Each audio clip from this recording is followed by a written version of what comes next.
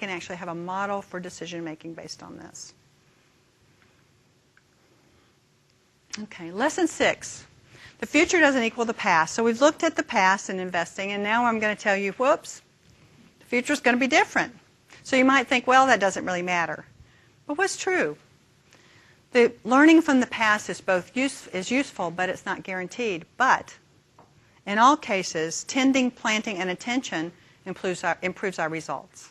So just because we make a plan and we have an investment plan and we're following it doesn't mean that we never look back. It means that we do have to tend it. We have to interact with it, and we have to make new decisions around it. And that improves our results. When things were going down, because we have a planning model, when cycles were out, when we were in, whether we're in a boom or a bust cycle, what are we doing with clients? They're coming back in, and we're looking at their plan, and we're making new decisions, and we have a focus of attention based on what they want to make those decisions, help them make those decisions. So in all cases, our results are improved by planning and tending. So lesson 7. This is the last garden lesson we're going to have today, and we're going to close with a couple of other things. Oops. Lesson 7 is rules that rule. One of the things that I know is that we can talk a lot about change and volatility, and there's some things that we just should never forget, especially when it comes to money. And this first one is, guess what? Who knows what this first one is?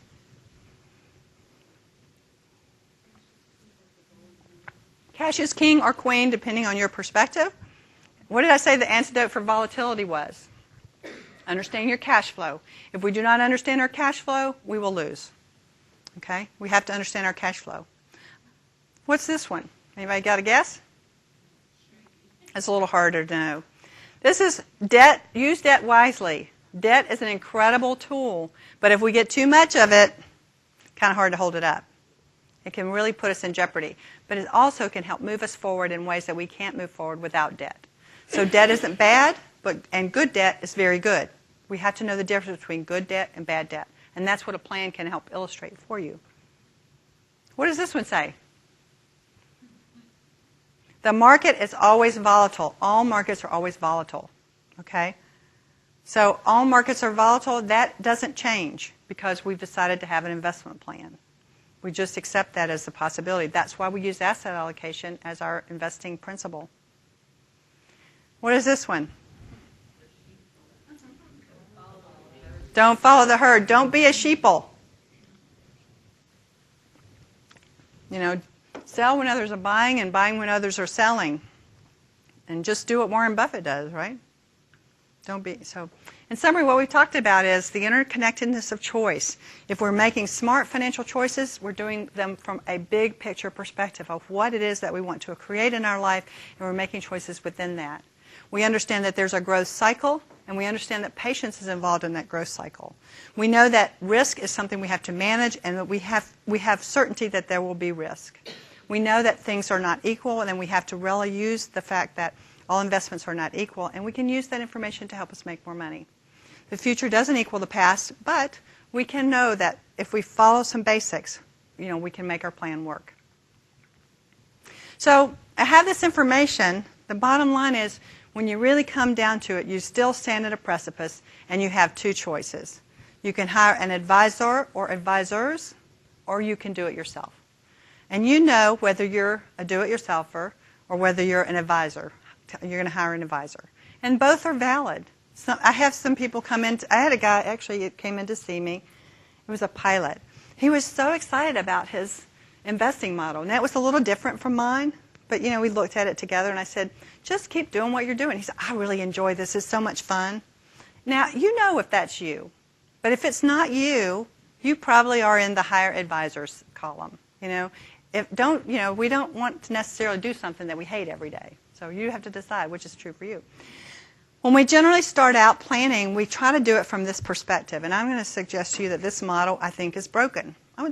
And given that we're going to get new financial regulations again, or we're going to do new regulations of how we regulate financial advisors, I think it's still broken, although I don't think we're going to regulate it the right way to fix it. But what we tend to do is we start off and we maybe don't have anything that's clear about our goals, values, and intentions.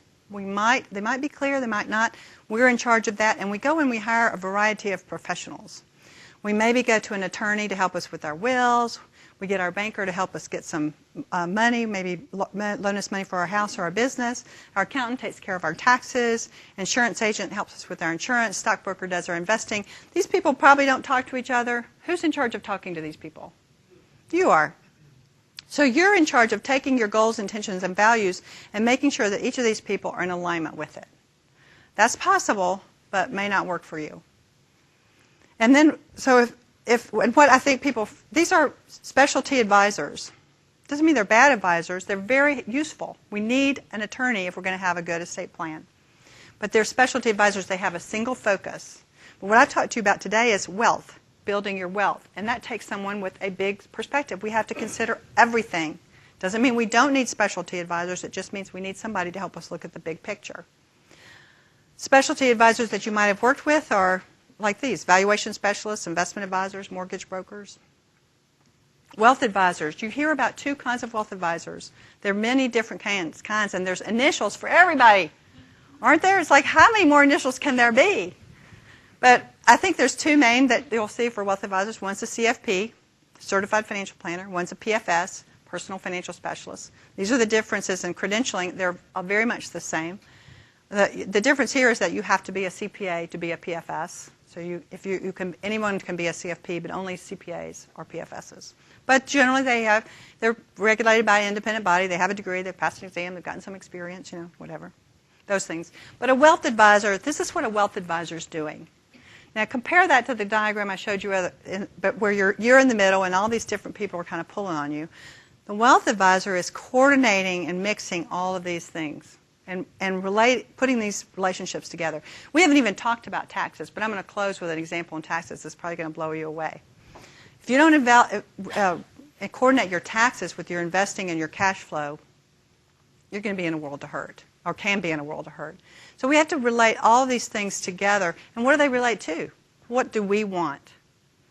So we don't make these decisions independently. We make them in coordination with what we want, and we coordinate those decisions together. And that's what a personal wealth advisor does. People tell me sometimes that they don't need a wealth advisor because what? They don't have any money. And I'm like, I want to be wealthy, but I don't want a wealth advisor. Do you need to be wealthy to have a wealth advisor? Probably the fastest path to getting wealthy might be to have somebody help you figure out how to get there, how to figure out how to get a plan together, right? I like this one. I don't really like the person that I'm working with, but they work for my rich friends and they do a good job for them, so they must be good. Or, I don't know what these people do, how they get paid. They'll just tell me when I need to do something. Again, there's no process for understanding what's important about them and making sure that happens. Now, I think planning is a very individual process. Dave Ramsey, any of you heard of Dave Ramsey? He's pretty local. I think he does some really good stuff. And I think his information is very useful. But it also can put you in a pit because he has rules for everything. There's like one right way. And one of the things I know about working with people is every person in this room has a very different situation. And every person in this room have different goals, objectives, and values. And everybody needs a little different tweak to their plan. Now, it doesn't mean that you can't use the one size fits all, but sometimes you're going to work a little harder because that size doesn't really fit you. And if I try to wear a size 8, it's not going to fit very good, and you're going to think I look kind of stupid in it. But, that's what happens when you try to do one size fits all. Now, if we're going to hire an investment advisor, so we talked about, let me go back a little bit.